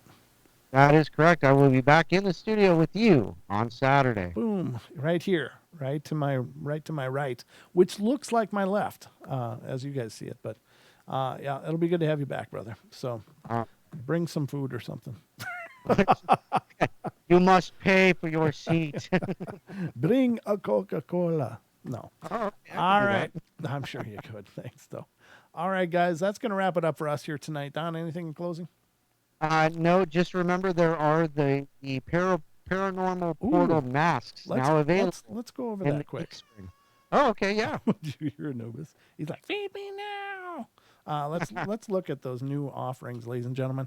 We've got masks now in the store, the Paranormal Portal gear store, and the link is in the description here, ladies and gentlemen. So don't fret if you don't get it during the airtime. Just look at the description on YouTube for this episode, and you'll see it, or any of the episodes. But here, of course, is our Paranormal Portal store. Go ahead, Don. Tell us about this.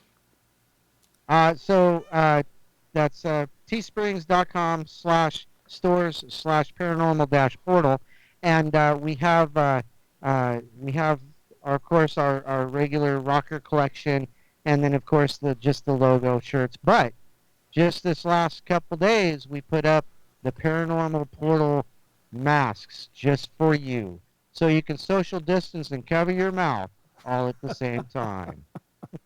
And and not only that, but one of the masks is our very own Longbeard. So if you're follically challenged and would like to sport the Longbeard, then there's a mask for you, right there, right here. Let me just click on that, baby. This one's cool. I like Speak No Evil.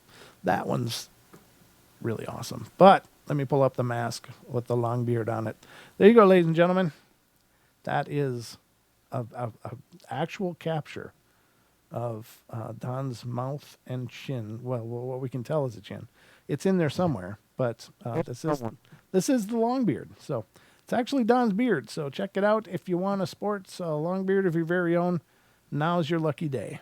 So these are available on our Teespring store, along with all these other fine things, including coffee mugs. We still have phone cases, don't we? Ouch! Don't claw me, cat. I know you're hungry. I don't think we do. I think I took those off quite a while ago because they weren't selling, and Okay. there was a lot of question about what fits what, and and I don't have those answers, so I don't believe so. I'll have to relook. Okay. But I do want to let you know though that the beard mask will only be available for a short time longer. Ooh. So if you're a collector, now's the chance. Now's your chance to get your very own long beard. But, ladies and gentlemen, that's going to wrap it up for us here tonight. Well, of course, we love you all. Be good, be kind, be nice. Take care of each other, help each other out. Find the magic in every day, and remember to laugh as much as you can. And I'll be back tomorrow night with the Night Terrors. I hope you guys will join me 7 p.m. Pacific Standard Time on YouTube right here. So I hope you'll join me. I'll tell you some ghost stories. It should be a good time. Only the cool people are going to be there. So you have to ask yourself if that's where you belong. All right, guys. That's it for us, though, for the night. Thank you so much for joining us and being a part of our journey here tonight. And thank you for all the love and support and kindness you guys continue to show us. And we hope that you'll continue to spread the word. So let people know about the portal. All right. Love you guys. Have a great night. And we're out of here. Hey, Say ya.